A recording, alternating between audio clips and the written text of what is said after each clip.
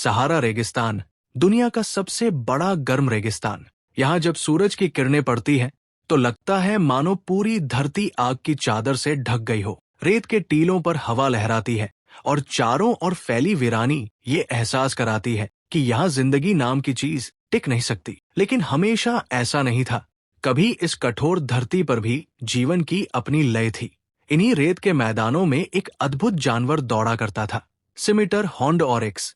लंबा सफेद शरीर, पीठ पर सुनहरी छाया और सिर पर झुके हुए दो तलवार जैसे सिंग। इन्हीं सिंगों की वजह से इसका नाम पड़ा सिमिटर, क्योंकि ये अरबी तलवार की तरह मुड़े हुए लगते थे। कहा जाता है कि यूनिकॉर्न की कई कहानियों की प्रेरणा भी यही जीव रहा होगा, क्योंकि एक तरफ से देखने पर इसके दोनों सिंग एक ही दिखाई देते थे।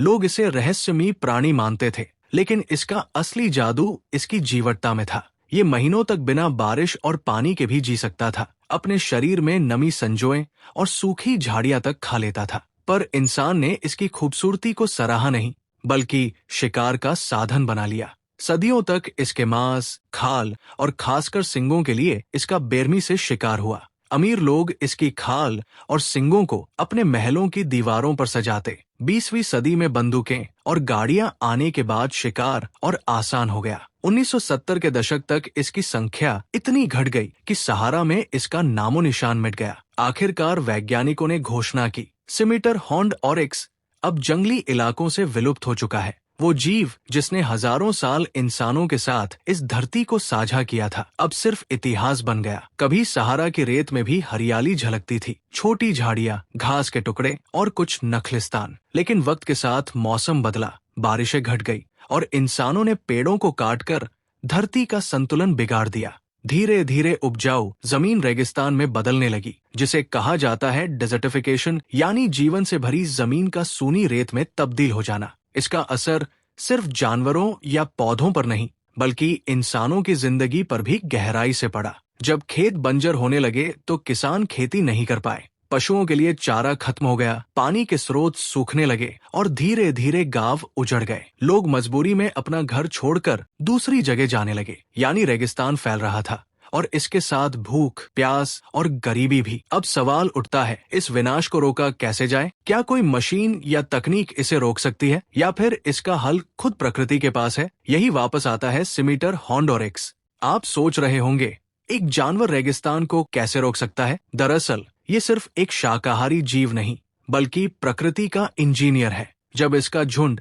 सूखी जमीन पर चलता है तो इसके खुर मिट्टी को तोड़कर हिलाते हैं। इससे सतह खुल जाती है और बारिश का पानी अंदर जा पाता है। वरना अगर मिट्टी परत बनकर सख्त हो जाए तो पानी बह जाता है और धरती बंजर रह जाती है। इस जानवर की वजह से मिट्टी सांस ले पाती है और बीजों को जड़ पकड़ने का मौका मिलता है। ये पौधों को पूरी तरह नहीं चरता, थोड़ा खाकर दूसरी जगह चला जाता है, जिससे पौधों को दोबारा उगने का समय मिल जाता है। अगर ये न हो तो घास इतनी बढ़ जाती है कि सूख कर आग पकड़ सकती है या नई कोपलों को उगने नहीं देती। और सबसे खास बात, ये बीजों को फैलाता है। जब पौधे खाता है तो उनके बीज भी खा जाता है, यानी एक साथ बीज भी बो दिए और खाद भी डाल दी। ऐसा काम कोई मशीन इतनी कुशलता से नहीं कर सकती। इसके अलावा जब ये झुंड इधर उधर घूमते हैं तो बीज इनके शरीर और खुरों पर चिपक कर दूर तक फैलते हैं। इस तरह धीरे धीरे बंजर जमीन पर भी हरियाली लौट आती है। जहाँ पौधे उगने लगे वहाँ कीड़े मकोड़े और पक्षी वापस आते हैं, उनके साथ छोटे जानवर भी लौट आते हैं। धीरे धीरे पूरा इकोसिस्टम फिर से बनना शुरू हो जाता है। इससे इंसानों को भी फायदा होता है। घास लौटेगी तो चराई का चारा मिलेगा, मिट्टी उपजाऊ बनेगी तो खेती संभव होगी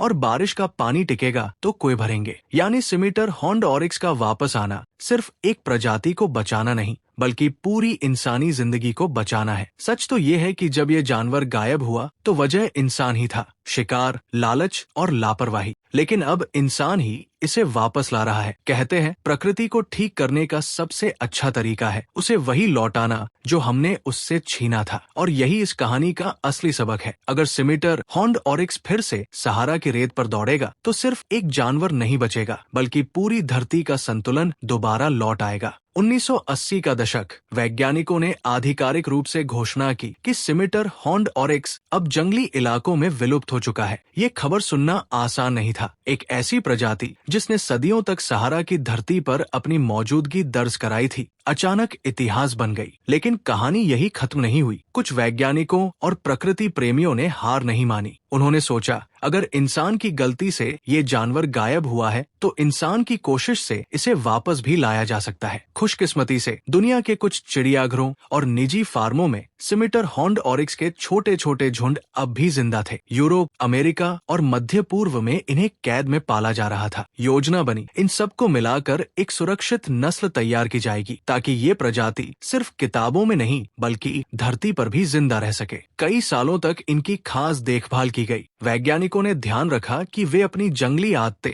जैसे झुंड में रहना, कठिन मौसम झेलना और लंबी दूरी तय करना ना भूलें, क्योंकि अगर इन्हें दोबारा सहारा में छोड़ना है तो इन्हें प्राकृतिक जीवन के लिए तैयार करना जरूरी था। अब सवाल था, इन्हें वापस कहाँ छोड़ा जाए? अफ्रीकी देश चाड चुना गया। सहारा के बीचों बीच बसा वो इलाका जो कभी ओरिक्स का गढ़ था। 2016 में अंतर्राष्ट्रीय संगठनों और वैज्ञानिकों ने मिलकर एक ऐतिहासिक कदम उठाया। सैकड़ों किलोमीटर दूर रिजर्व से चुने गए ओरिक्स को बड़े बड़े पिंजरों में रखा गया और विमान से चाड लाया गया। जब इन्हें पहली बार चाड के वाडी राइम रिजर्व में छोड़ा गया तो माहौल भावुक हो उठा। शुरुआत में सफर आसान नहीं था। कुछ ओरिक्स नए माहौल में ढल नहीं पाए, कुछ शिकारियों का शिकार बन गए। कई बार सूखे ने भी उन्हें मुश्किल में डाल दिया, लेकिन वैज्ञानिकों ने हार नहीं मानी। उन्होंने जीपीएस कॉलर लगाकर हर जानवर की निगरानी की। उन्होंने स्थानीय समुदायों को समझाया कि ये जानवर उनके दुश्मन नहीं बल्कि उनके साथी है, क्योंकि इनके कारण पौधे और पानी लौटेंगे। धीरे धीरे हालात बदलने लगे और फिर चमत्कार हुआ। चाड की धरती पर पहला ओरिक्स का बच्चा जन्मा। वैज्ञानिकों ने कहा, ये सिर्फ एक नया जीवन नहीं बल्कि इस प्रजाति की वापसी का सबूत है। आज चाड के रेगिस्तानों में सैकड़ों सिमिटर हॉर्न्ड ऑरिक्स आजाद घूम रहे हैं। वे सिर्फ जिंदा नहीं हैं बल्कि अपनी संख्या बढ़ा रहे हैं। आज ये जानवर सिर्फ चाड का नहीं बल्कि पूरी दुनिया का प्रतीक बन चुका है। ये हमें याद दिलाता है कि इंसान चाहे कितनी भी बड़ी भूल क्यों न करे, सुधार की गुंजाइश हमेशा बाकी रहती है। सहारा की तपती रेत पर अब वो वीरानी नहीं बल्कि जीवन की सरसराहट सुनाई देती है। दूर क्षितिज पर सफेद चमकते शरीर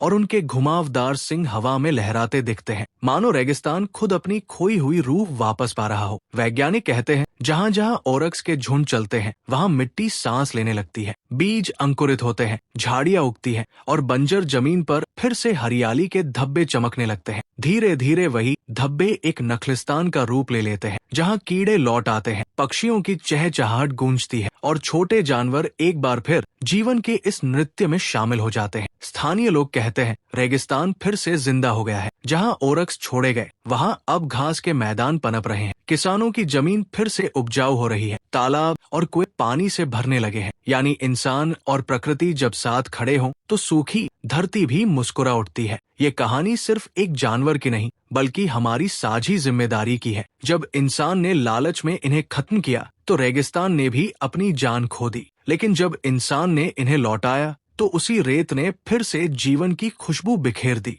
चार के गांव के बच्चे अब स्कूल की किताबों में नहीं बल्कि खुले आसमान के नीचे असली ओरक्स को भागते दौड़ते देखते हैं। बुजुर्ग कहते हैं, ये हमारे पुरखों की याद है, हमारी मिट्टी की आत्मा है। इन्हें बचाना मतलब अपनी पहचान बचाना है। आज जब पूरी दुनिया जलवायु परिवर्तन और बंजर होती धरती से जूझ रही है, ओरक्स की ये कहानी हमें सिखाती है कि समाधान सिर्फ मशीनों या तकनीक में नहीं बल्कि प्रकृति को उसका खोया हुआ हिस्सा लौटाने में है। आपको क्या लगता है कि भारत में भी ऐसा किया जा सकता है? हमें अपनी राय कमेंट करके जरूर बताएं। वीडियो पसंद आया तो इसे लाइक और शेयर करें।